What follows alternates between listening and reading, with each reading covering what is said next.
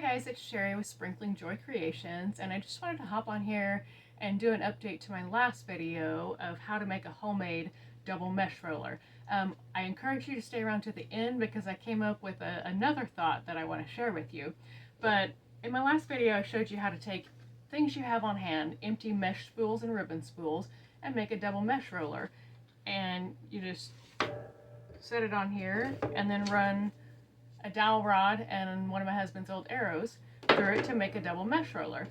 And as you can see, I punched a hole in it for the arrow to go through, and a couple of people asked me why I didn't just punch a hole for the dowel to go through, and the reason was the dowel is too big and it would compromise the integrity of the empty mesh spool because it's a small one.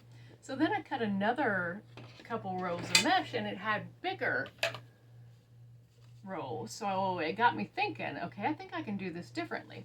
Part of the problem with this was that this is too tall and too wide. It just would not allow room for anything to go through. So I said, okay, with these bigger spools, I can flip this around where the smaller part is in front. Set them down on here just like I did before. And you can see that I just notched out the tops on these. Set it down on there. And then I use the arrow for the bottom.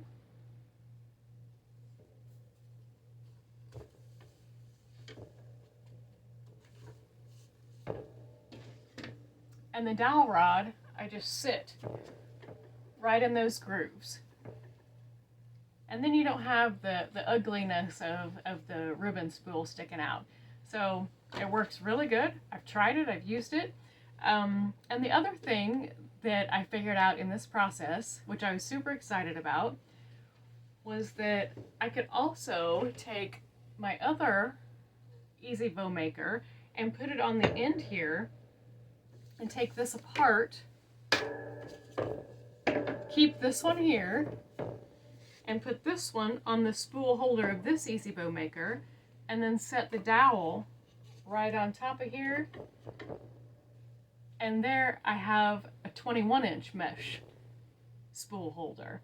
So now I can cut a single 21-inch mesh, or I can cut double 10-inch mesh. So I was super excited about that. I just wanted to share it with you. The name of my business is Sprinkling Joy Creations, and that is my goal, is to just sprinkle joy to anybody I can. If you like my videos, I would encourage you to like and subscribe to my channel.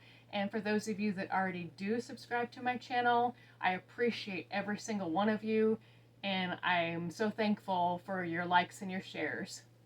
Thank you.